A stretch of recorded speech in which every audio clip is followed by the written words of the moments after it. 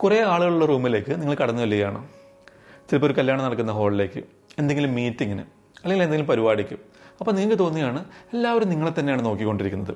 നിങ്ങളുടെ മുഖം, ശരീരം, നിറം, നിങ്ങളുടെ ഡ്രസ്സ്, നിങ്ങൾ നിൽക്കുന്ന അല്ലെങ്കിൽ നടക്കുന്ന രീതി, അതൊക്കെ അവിടെ നിൽക്കുന്നവർ നിശബ്ദമായി വിലയിരുത്തുന്ന പോലെ, ഒരു സ്പോട്ട് ലൈറ്റിൻ്റെ വെളിച്ചം നിങ്ങളുടെ മേൽ മാത്രം വീഴുന്ന പോലെ തോന്നിയിട്ടുണ്ടോ? ആ ഒരു സമ്മർദ്ദം, നെഞ്ചിലായ ഇറുക്കം അനുഭവപ്പെട്ടിട്ടുണ്ടോ?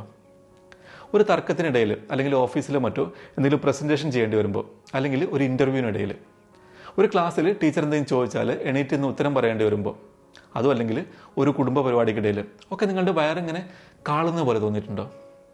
ആ ഒരു പേടി, ആ ഒരു കാളലൊക്കെ വരുന്നത് എന്തുകൊണ്ടെന്നാണ് അല്ലെങ്കിൽ എവിടെ നിന്നാണെന്നറിയോ? അത് വരുന്നത് പ്രധാനമായും നിങ്ങളുടെ ഈഗോയിൽ നിന്നാണ്, അഹംഭാവത്തിൽ നിന്നാണ് എന്നാണ് പറയുന്നത്. അല്ലാതെ നിങ്ങളുടെ ആത്മവിശ്വാസമില്ലായ്മ അല്ലെങ്കിൽ ഇൻസെക്യൂരിറ്റീസ് നിങ്ങളുടെ ദൗർബല്യത്തിൽ നിന്ന് വരുന്നതല്ല. അതെങ്ങനെയെന്ന് പറഞ്ഞുതരാം. ഈ വീഡിയോയുടെ അവസാനം നിങ്ങൾ തികച്ചും വ്യത്യസ്തമായ ഒരു ചിന്താഗതിയോടെ പുറത്തു വരും. കൂടുതൽ ലൈറ്റായി, ഫ്രീ ആയി, സ്ട്രോങ് ആയി.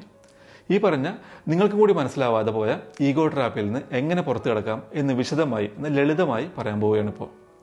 വീഡിയോ മുഴുവനായിട്ടും കാണുക. ചിലപ്പോൾ ഈ വീഡിയോ നിങ്ങളുടെ ജീവിതം തന്നെ മാറ്റിമറിച്ചേക്കാം.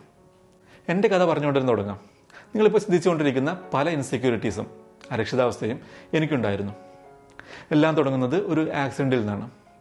ചെറുപ്പത്തിൽ ഞാൻ നഴ്സറിയിൽ പഠിച്ചുകൊണ്ടിരുന്നപ്പോൾ, ഒരു ഇറക്കത്തിലാണ് നഴ്സറി കേട്ടോ.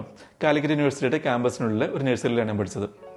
അന്ന് തന്നെ ക്യാമ്പസിൻ്റെ ഉള്ളിലെല്ലാ റോഡും ടാർ ചെയ്താണ്. ഒരു ദിവസം നഴ്സറി കഴിഞ്ഞ് റോഡിലേക്ക് ഇറങ്ങിയതും ഒരു സൈക്കിള് ഇറക്കത്തിൽ നിന്ന് ബ്രേക്ക് കിട്ടാതെ വന്നും എന്നെ അടിച്ചു. ഇറക്കവും ടാർ ചെയ്ത റോഡും ആൾക്ക് സൈക്കിളിൻ്റെ ബ്രേക്ക് പിടിച്ചിട്ട് കിട്ടിയില്ല. എനിക്ക് കുറേ പരിക്ക് പറ്റി. പരിക്കൊക്കെ സാവധാനം ഭേദമായി. എങ്കിലും ഒരു കണ്ണിൻ്റെ പോള, ഐലിഡ് ശരിക്കും തുറക്കാതായതിനു ശേഷം, ചെറിയ ക്ലാസ്സിലായപ്പോൾ അതിനെപ്പറ്റി അറിയില്ലായിരുന്നു അല്ലെങ്കിൽ ചിന്തിച്ചിട്ടില്ലായിരുന്നു. വലിയ ക്ലാസ്സിലെത്തിയപ്പോൾ കണ്ണാടിയിലൊക്കെ നോക്കുമ്പോൾ അല്ലെങ്കിൽ ക്ലാസ്സിൽ ഫോട്ടോസൊക്കെ എടുക്കുമ്പം അതിലൊക്കെ ഈ ഐലിഡ് ശരിക്കും തുറക്കാത്ത കാരണം ഞാൻ ഉറങ്ങുന്ന പോലെ അല്ലെങ്കിൽ എൻ്റെ മുഖത്ത് ഭയങ്കര ക്ഷീണമുള്ള പോലെ തോന്നാൻ തുടങ്ങി.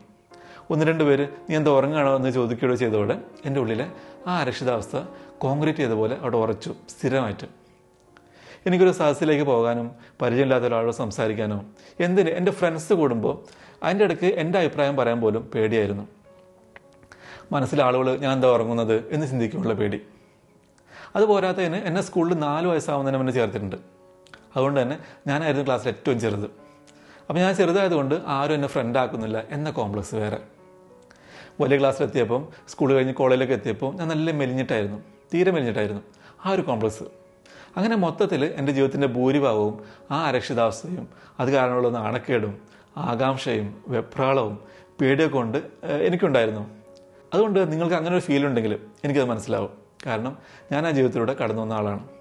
ഒരു 30 വയസ്സൊക്കെ കഴിഞ്ഞപ്പോഴാണ് എനിക്ക് മനസ്സിലായത്, അല്ലെങ്കിൽ ഞാൻ പഠിച്ചത്, ഈ അരക്ഷിതാവസ്ഥ എന്ന് കരുതുന്ന ഈ തോന്നൽ ശരിക്കും നിങ്ങളുടെ ഈഗോ, അഹംഭാവം നിങ്ങളുടെ കാതിൽ നുണകൾ വന്നിരിക്കുന്നതാണെന്ന്.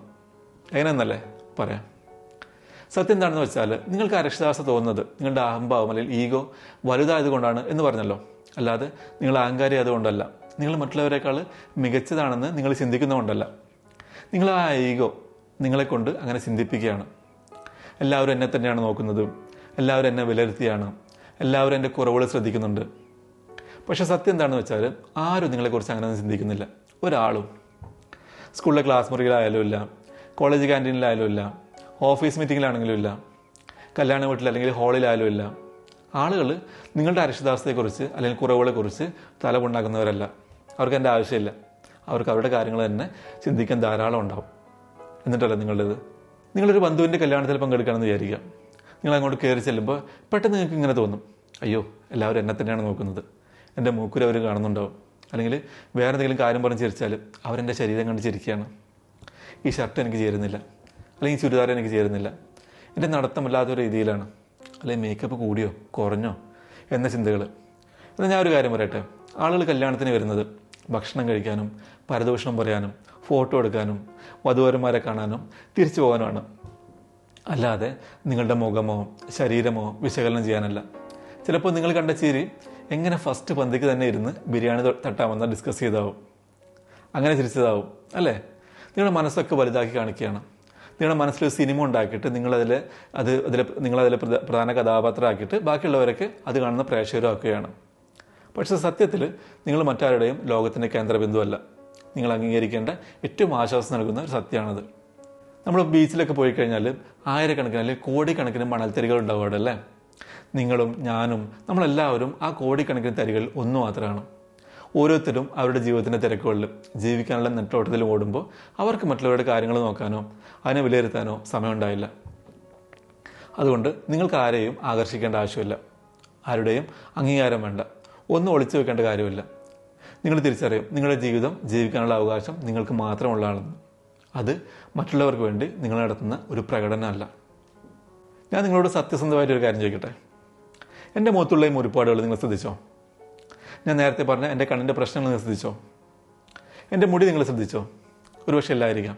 കാരണം ഞാനത് പറയുന്നത് വരെ നിങ്ങളത് ശ്രദ്ധിക്കുകയോ കാര്യമാക്കുകയോ ഇല്ല. ഇതുതന്നെയാണ് എല്ലാ കേസിലും സംഭവിക്കുന്നത്. നിങ്ങൾക്ക് അരക്ഷിതാവസ്ഥയുള്ള കാര്യങ്ങൾ മറ്റുള്ളവർ ശ്രദ്ധിക്കില്ല. നിങ്ങൾ എടുത്തു കാണിക്കുന്നവരെ നിങ്ങളുടെ അരക്ഷിതാവസ്ഥ അല്ലെങ്കിൽ കുറവുകൾ പുറത്തറിയുന്നത് നിങ്ങളത് വിളിച്ചു പറയുമ്പോൾ മാത്രമാണ്. ഇനി ചിലർ പറയുന്നത് കേൾക്കാം, പക്ഷേ ബ്രോ, ആളുകൾ എന്നെ കളിയാക്കാറുണ്ട് അല്ലെങ്കിൽ എന്നെ ഇൻസൾട്ട് ചെയ്യാറുണ്ട്. ആളുകൾ എൻ്റെ മുഖത്തെയും ഉയരത്തെയും ശരീരഭാരത്തെയും കളിയാക്കാറുണ്ട്. ഞാൻ നേരത്തെ പറഞ്ഞില്ലേ, ഞാനും ഈ അവസ്ഥയിലൂടെ പോയിട്ടുണ്ട്. എനിക്ക് മനസ്സിലായത് എന്താണെന്ന് വെച്ചാൽ, മറ്റുള്ളവരെ അപമാനിക്കുന്ന ആളുകൾക്ക് സ്വയം നിറയെ അരക്ഷിതാവസ്ഥകളുണ്ടാകും, അപകർഷതാബോധം ഉണ്ടാവും. ആത്മവിശ്വാസമുള്ള ഒരാൾ നിങ്ങളെ പിടിച്ചു ഉയർത്താനാണ് നോക്കുക. അരക്ഷിതാവസ്ഥയുള്ള ആൾ നിങ്ങളെ താഴോട്ട് വലിച്ചിടും.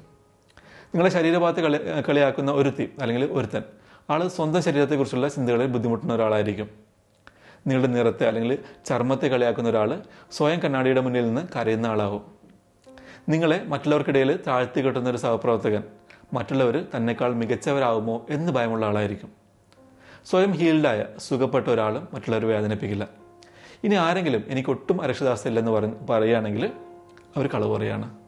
അപ്പോൾ ഈ വീഡിയോ കണ്ടു കഴിഞ്ഞിട്ടും ഇനി മറ്റുള്ളവരുമായി താരതമ്യപ്പെടുത്തി സ്വയം വിഷമിക്കാതിരിക്കുക. നിങ്ങളുടെ കുറവുകൾ മനസ്സിൽ വീണ്ടും വീണ്ടും ഓർത്ത് വിഷമിച്ചുകൊണ്ടിരിക്കരുത്. എഴുന്നേൽക്കുക, സ്ക്രീനിൽ നിന്ന് മാറി നിൽക്കുക, ജീവിക്കാൻ തുടങ്ങുക. എല്ലാവർക്കും അരക്ഷിതാവസ്ഥകളുണ്ട്, എന്നാൽ മിക്ക അരക്ഷിതാവസ്ഥയും മാറ്റിയെടുക്കാൻ കഴിയും. നല്ല ശീലങ്ങൾ കൊണ്ടും ചിട്ടയായ ജീവിതം കൊണ്ടും സെൽഫ് കെയർ നൽകിയും സമയമെടുത്തും മെഡിക്കലി വേണമെങ്കിൽ അങ്ങനെയും. എൻ്റെ കണ്ണിൻ്റെ പ്രശ്നം ഏകദേശം പരിഹരിച്ചത് 30ാമത്തെ വയസ്സിൽ ടോസിസ് കറക്ഷൻ എന്ന സർജറി ചെയ്തിട്ടാണ്. ഇതെപ്പോഴും ഓർക്കുക, നിങ്ങൾ മറ്റാരുടെയും ലോകത്തിൻ്റെ കേന്ദ്രബിന്ദുവല്ല. അതാണ് നിങ്ങളുടെ സ്വാതന്ത്ര്യവും. ഒളിച്ചു നിൽക്കുന്ന നിർത്തുക, അമിതമായി ആവശ്യമില്ലാതെ ചിന്തിക്കുന്ന നിർത്തുക, നിങ്ങളുടെ ഈഗോക്ക് ശക്തി നൽകുന്ന നിർത്തുക. ഇന്ന് ഇന്നലേക്കാൾ മികച്ചതാവട്ടെ, നാളെ ഇന്നിനേക്കാൾ മികച്ചതാവട്ടെ. എനിക്ക് എൻ്റെ അരക്ഷിതാവസ്ഥ അതിജീവിക്കാൻ കഴിയുമെങ്കിൽ നിങ്ങൾക്ക് തീർച്ചയായും പറ്റും. അപ്പോൾ വീഡിയോ ഇഷ്ടപ്പെട്ടിട്ടുണ്ടെങ്കിൽ ലൈക്ക് ചെയ്യുക. വീഡിയോയിൽ നിന്ന് എന്തെങ്കിലും കിട്ടിയിട്ടുണ്ടെങ്കിൽ യെസ് എന്ന് താഴെ കമൻറ്റ് ചെയ്യുക. നിങ്ങളുടെ അഭിപ്രായങ്ങളും കമൻറ്റുകളുമാണ് ഇതുപോലുള്ള വീഡിയോകൾ ചെയ്യാൻ വീണ്ടും പ്രേരിപ്പിക്കുന്നത്. അപ്പോൾ തീർച്ചയായും കമൻറ്റ് ചെയ്യുക. ഈ വീഡിയോ കേൾക്കണമെന്ന് നിങ്ങൾ കരുതുന്ന ഒരാൾക്ക് ഷെയർ ചെയ്യുക. ചാനൽ ഇതുവരെ സബ്സ്ക്രൈബ് ചെയ്തിട്ടില്ലെങ്കിൽ താഴെയുള്ള സബ്സ്ക്രൈബ് ബട്ടൺ അമർത്തുക. സ്ട്രോങ് ആയിരിക്കുക, റിയൽ ആയിരിക്കുക, അൺസ്റ്റോപ്പബിൾ ആയിരിക്കുക. അടുത്ത വീഡിയോയിൽ കാണാം.